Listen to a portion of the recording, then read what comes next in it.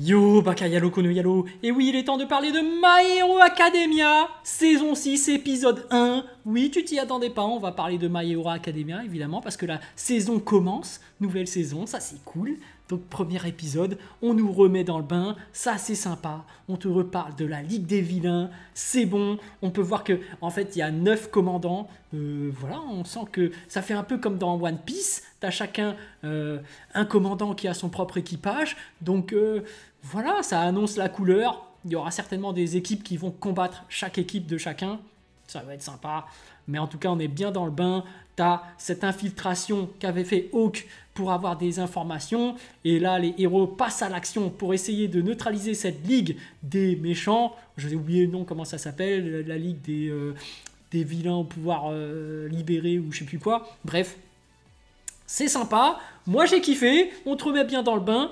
C'est cool. Par contre, il y a un truc que je trouvais un peu choquant quand même, c'est cette infiltration de Hawk en tant que héros numéro 2. Alors déjà, il y a une chose que je me dis déjà, c'est même si t'es un vilain, t'es un peu con, quand même, tu sais que le numéro 2, le héros Hawk, comment ça se fait que tu le laisses entrer parmi tes troupes? Parce que bon, quand même, c'est quand même le héros numéro 2, le plus reconnu de tout le monde. Comment tu peux le laisser t'infiltrer aussi facilement? Je sais pas, c'est comme si All Might il arrivait, je veux t'infiltrer, tu fais non. T'es quand même un symbole de la justice. Eh, ça passe pas trop là. Dites-moi comment ça se fait qu'ils l'ont laissé s'introduire comme ça, Hawk, depuis le début. Moi je me le demande. Après bon, ils sont un peu bêtes. Faut dire ce qui est parmi la Ligue des Vilains là. L'autre qui se dédouble, j'ai oublié son nom, c'est quand même pas le génie du coin. Et quand tu regardes le background de chaque vilain, tu te dis que les mecs, ils sont beaucoup souffert, mais ils ont tous un problème psychologique. Donc après, en y réfléchissant, tu te dis, ouais, c'est un peu normal qu'ils se fassent infiltrer comme ça. Ils soupçonnent la personne, mais c'est pas des lumières non plus. C'est pas des stratèges. Donc au final, ça tient quand même la route que Hawk ait pu infiltrer la Ligue des Vilains. Mais je trouve ça quand même bizarre. Parce que quand on regarde cet épisode, finalement, c'est plutôt cool. Parce qu'au début, ils arrivent à neutraliser le docteur Eggman, là, celui qui ressemble à Robotnik. Le mec faisait ses expériences dans son hôpital. Le plan était plutôt parfait, on va dire. Ils arrivent à évacuer tout le monde. T'as même un mec un vilain infiltré qui est là tout seul. Et ils se demandent où sont les autres héros. Ils ont réussi à évincer les espions de leur côté. Et finalement, ils arrivent bien à faire leur opération. Et finalement, tu vois que finalement, Dr. Eggman, là, le Robotnik, c'était un faux. Donc finalement... finalement leur plan n'est pas si bon que ça, puisque finalement les vilains ont plus ou moins anticipé ce qu'ils allaient faire.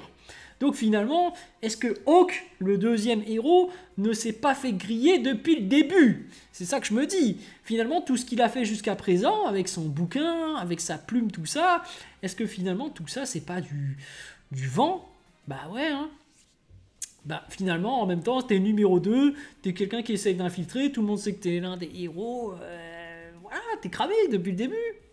Donc c'est pour ça certainement qu'ils t'ont mis avec celui qui se dédouble, qui joue finalement bien la comédie. En fait, je pense qu'il joue même pas la comédie. Je pense qu'il est juste un peu débile, il est un peu naïf, il est plutôt gentil, il pense que, voilà, toi aussi tu peux être libre, tout ça, mais je pense qu'au-dessus, il savait qu'il allait donner des informations, et je pense que les vilains ont anticipé le fait que lui donne des informations pour eux-mêmes mettre en place leur plan, en anticipant que cette personne va leur donner les informations, donc il leur donne pas toutes les informations. T'as vu ce que j'ai dit, c'est un peu incompréhensible, mais moi je me suis compris, mais j'espère que t'as compris, sinon tu remets, tu relis, tu repasses ce passage. En gros, les vilains auraient anticipé le fait que ce vilain donne des informations. Voilà, c'est ce que je pense. Donc je pense que, effectivement, Tomura et les autres méchants ont anticipé. Surtout le docteur Robotnik, là, qui a l'air plutôt malin. Et finalement, ce qu'on constate, c'est que scénaristiquement, il fallait au moins ça pour qu'il y ait de la bagarre. Parce que c'est quand même ce qu'on demande. Mais c'est vrai qu'une infiltration avec une opération mise en place et que tout se passe bien et qui finit bien, j'aurais bien voulu que ça se passe comme ça en réalité.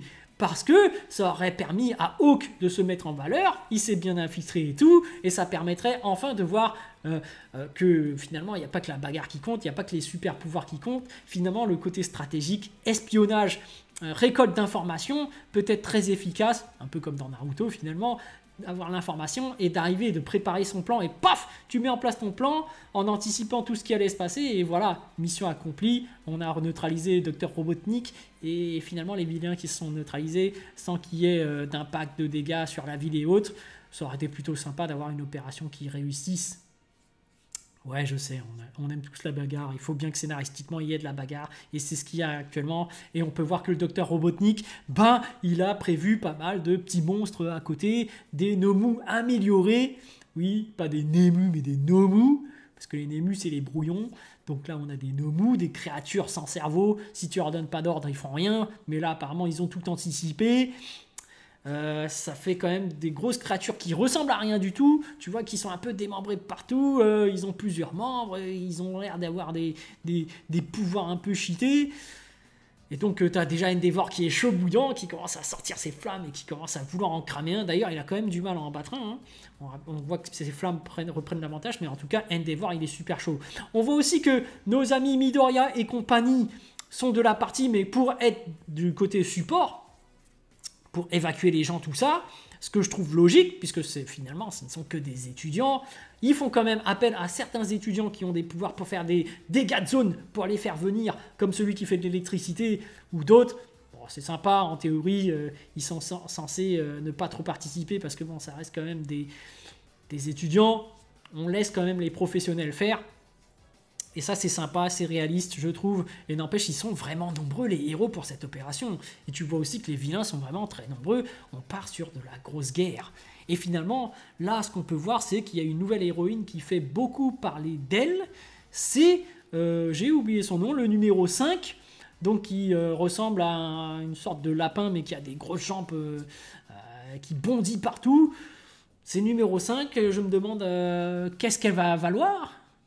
Voilà. On se demande tous quel est son pouvoir, parce que là, si c'est juste la puissance au niveau des jambes, c'est pas si ouf que ça, hein, parce que comme pouvoir, bon, Endeavor, c'est quand même des flammes, All Might, bon, c'est la puissance absolue, t'as quand même des gens qui ont des pouvoirs bien plus puissants qu'elle, hein, a priori, parce que là, si c'est juste la puissance de ses jambes, t'as des héros qui sont bien plus puissants, hein.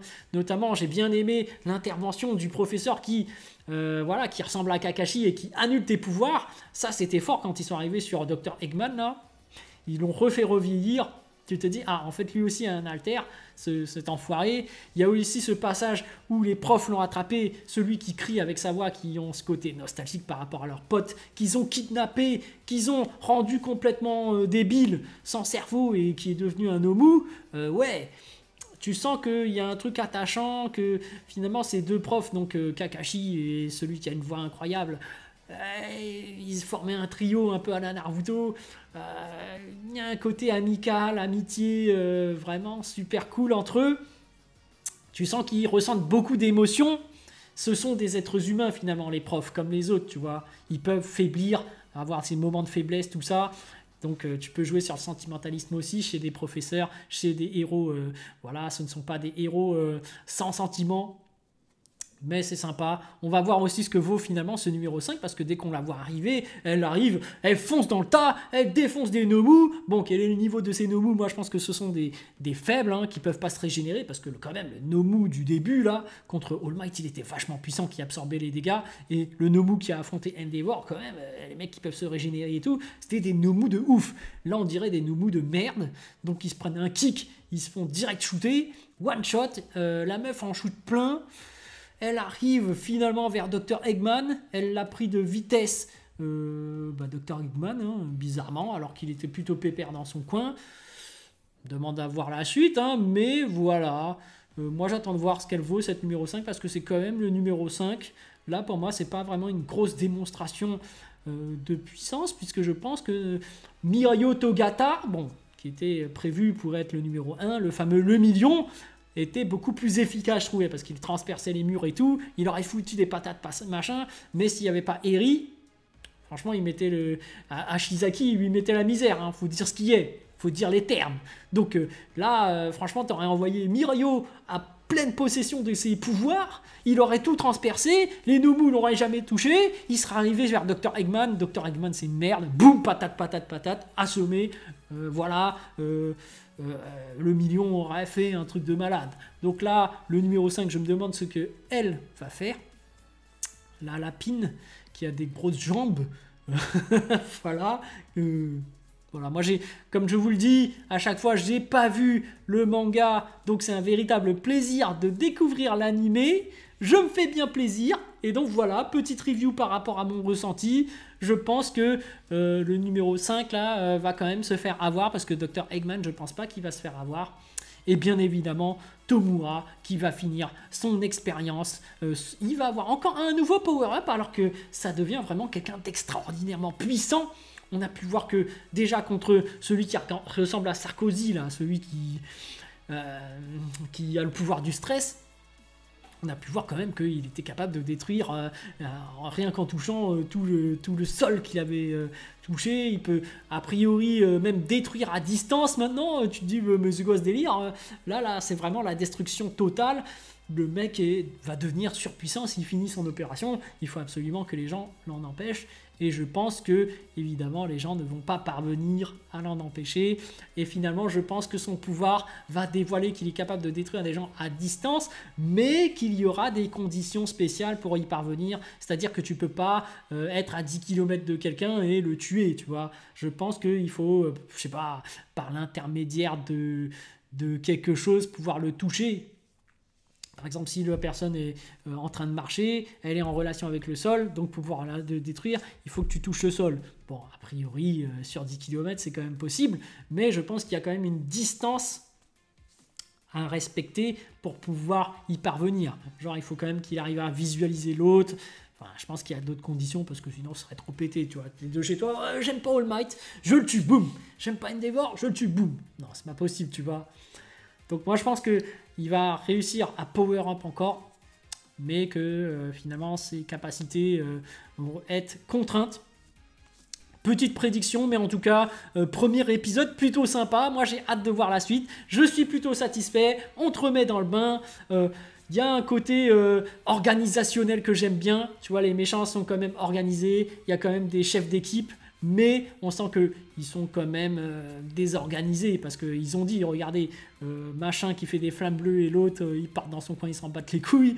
Voilà, j'attends de voir la suite, et surtout ce côté espionnage, j'espère que Hawk va être remis en valeur, parce que pour moi, jusqu'à présent, son côté infiltration, tout ça, bah, c'était pas utile en fait, puisque en fait les vilains l'ont anticipé pour moi. Donc voilà, bon, on n'est pas dans un truc d'infiltration de ninja, tout ça, on est dans My Hero Academia, il faut des actes de héros, il faut que ce soit épique, héroïque, et ça va l'être, donc tant mieux.